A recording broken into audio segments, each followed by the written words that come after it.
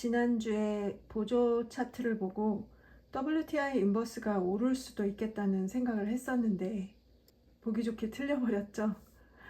유럽과의 관세 협약이 이루어졌다는 소식을 이유로 유가가 올랐다는 기사를 접했어요. 뭐지 싶었어요. 분명 지난주 기사에서는 유가의 약세 요인으로 꼽고 있었는데 말이죠. 하지만 이번 주에 들어서면서 또다시 관세 이유를 들면서 하락하고 있습니다. 물론 다른 요인도 있었겠지만 그건 좀 더 나중에 다루고, 아무튼 전 지난주에 WTI가 70달러를 뚫었다가 다시 69달러 정도로 내려올 때 인버스로 2차 매수를 절반 정도 진행했습니다. 그리고 천연가스 레버리지는 여전히 하방 압력이 강해 보이죠. 그래서 지금도 지켜만 보고 있는 상황입니다. 천연가스 재고량은 또다시 예측보다 크게 상회하는 모습을 보이고 있네요. 그래서인지 천연가스 선물 가격은 3달러도 힘겹게 지키고 있는 모습입니다. 차트 모양으로 봐서도 하방 압력이 강해 보입니다. WTI는 5년 이후 차트로 봐서 하락세가 큰 흐름으로 보이는데요.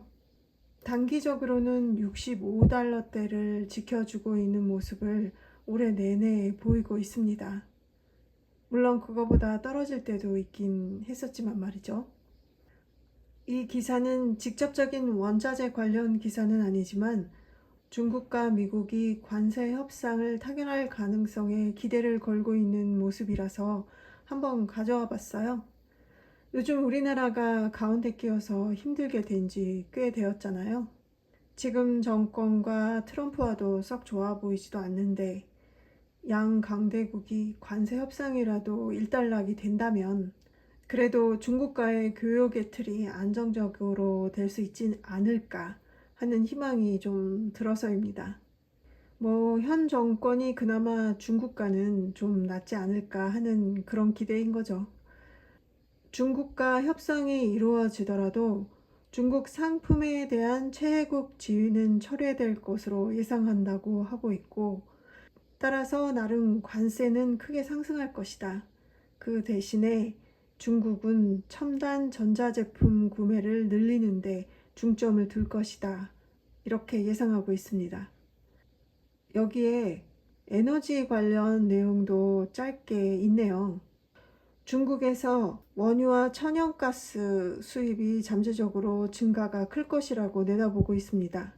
당장은 호환성 문제로 어려울 수는 있겠지만 말이죠. 지난 주말과 오늘의 유가 상승은 오펙 플러스의 9월 증산 합의가 가장 큰 영향을 끼치고 있습니다. 그러나 미국의 경제 냉각과 무역 관세에 대한 우려 영향도 있었고요. 아마도 유럽과의 관세 협약은 긍정적으로 평가되었지만 최소 70개국에 부과된 높은 관세에 대한 우려 때문이었던 것 같습니다. 그 영향으로 미국 경제도 냉각된 것이고요. 비농업 고용 지표와 PMI, 구매 관리자 지수가 안 좋게 나왔다네요. 아무튼 거기에 오펙 플러스의 증산 합의까지 더해진 것인데 그나마 이번 증산이 마지막이 될 것이라고 또 예상하고 있네요. 그런데 여기서 우리가 하나 유의할 점은 러시아에 대한 제재 강도 추이를 계속 지켜봐야 한다는 겁니다. 아무래도 러우 전쟁의 결말이 그 핵심이 될 것 같은데 말이죠. 이 리스크를 오랫동안 오펙 플러스의 증산이 상쇄하고 있었다고 합니다. 여기에 또 마지막 줄에 우리에게 혼란을 줄 수 있는 내용이 담겨 있네요. 위 기사에서 70개국 고관세 발표 영향으로 유가가 하락했다고 했는데 이번에는 중국과 인도에 관세를 부과하겠다고 트럼프가 위협한 것을 이유로 유가의 하단이 지지되었다고 말하고 있네요. 참 헷갈려요. 제가 이해하지 못하는 부분이 무엇일까요?